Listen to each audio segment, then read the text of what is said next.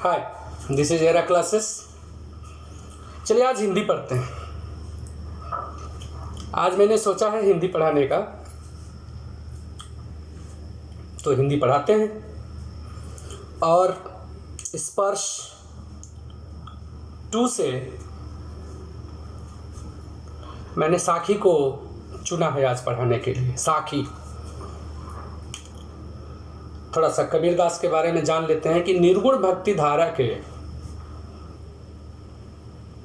वो कबीर है।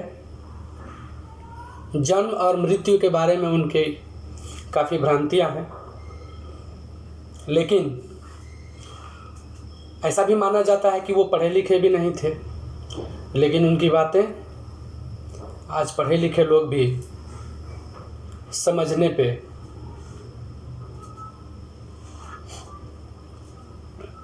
जोर दिए हुए हैं।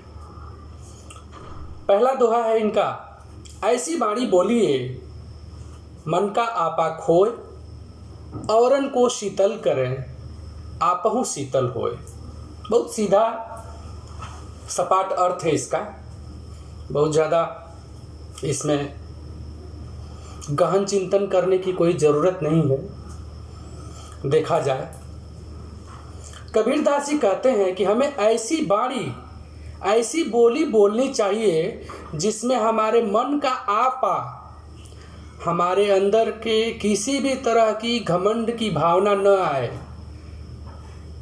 घमंड की भावना रहित हमारी बाणी होनी चाहिए। इससे लाभ क्या होगा? अपना तन शीतल करें, हमारा खुद का, हमको खुद भी आराम मिले और दूसरों को भी हम शीतलता यानी सुकून प्रदान करें। फिर से देखा जाए, कबीरदास जी ने इस दोहा में कहा है कि ऐसी बाणी हमें बोलनी चाहिए जिससे हमारे अंदर का किसी भी प्रकार का घमंड न आए। ऐसा करने से हमको खुद भी बहुत आराम मिलेगा और जिनको हम बोलेंगे उनको भी बहुत फायदा होगा, उनको भी बहुत अच्छा लगेगा। तो बिल्कुल स्पष्ट है। दूसरा है, कस्तूरी कुंडली बसे मृग ढूंढे बनमाए, ऐसे घटी घटी राम है दुनिया देखे ना है। कस्तूरी एक ऐसी चीज होती है, ऐसा माना जाता है कि मृग की नाभि में होती है। नाभि में कस्तूरी मृग की नाभि में होती है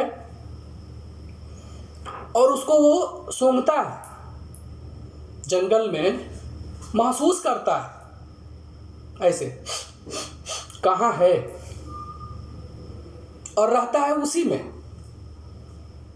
मृग को कभी आप स्थिर नहीं देख सकते जंगल में, कभी भी ऐसा अवसर मिले तो देखने का प्रयत्न करें। वो हमेशा चलते फिरते और कुछ खोजते हुए नजर आता है। तो जिस प्रकार मृग की कस्तूरी जो होती है उसकी नाभि में होती है और उस मृग को पता नहीं चलता है, उसे वह खोजते फिरता है, ठीक उसी प्रकार राम शब्द जो है ब्रह्म का प्रतीक है। हमारे राम हमारे अंदर हैं और हम लोग ऐसे मृग हैं जो उनको खोजते फिर रहे हैं जहां जहां हमें लगता है कि हैं। भगवान को मंदिर, मस्जिद, गुरुद्वारा, गिरजाघर इत्यादि जगहों पर हम खोजते फिरते हैं और वो हैं हमारे अंदर ही।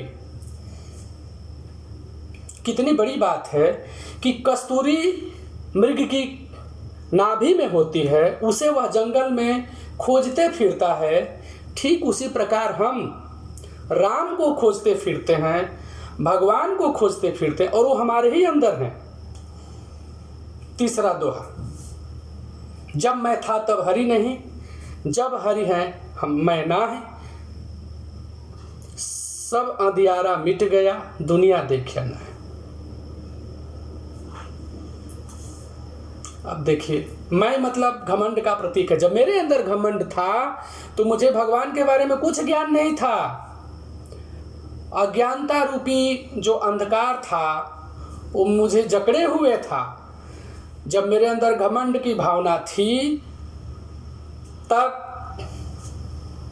मुझे भगवान के बारे में कुछ जानकारी नहीं थी, और आज भगवान के बारे में बहुत जानकारी हो गई। तो जैसे जैसे ज्ञान रूपी प्रकाश मेरे अंदर आया, मेरे अंदर का अज्ञानता रूपी अंधकार खत्म हो गया। अंतिम दोहा, सुखिया यह संसार है, खावे और सोवे, दुखिया दास कबीर है, जागे और रोवे। अब देखिए, यह संसार बहुत सुखी है, ऐसा कबीर दास जी कहते हैं। संसार में तो सुख बहुत मुश्किल से मिलता है, लेकिन उनके हिसाब से कबीर दास जी कहते हैं कि इस संसार के लोग काफी सुखी हैं, खा रहे हैं और सो रहे हैं। दुखी तो मैं हूं जो जाग चुका हूं और सोच सोच कर रो रहा हूं। जागने का तात्पर्य यहाँ ज्ञान हासिल हो जाने से।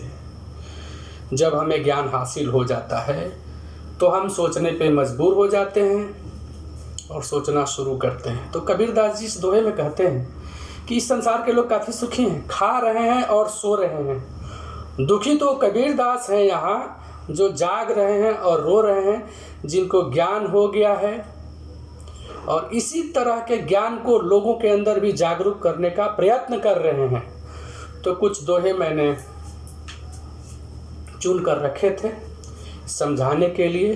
कुछ और दोहे होंगे, उनको अगले पार्ट में, अगले भाग में बताने का प्रयास किया जाएगा। और देखते रहिए एरा क्लासेस। धन्यवाद।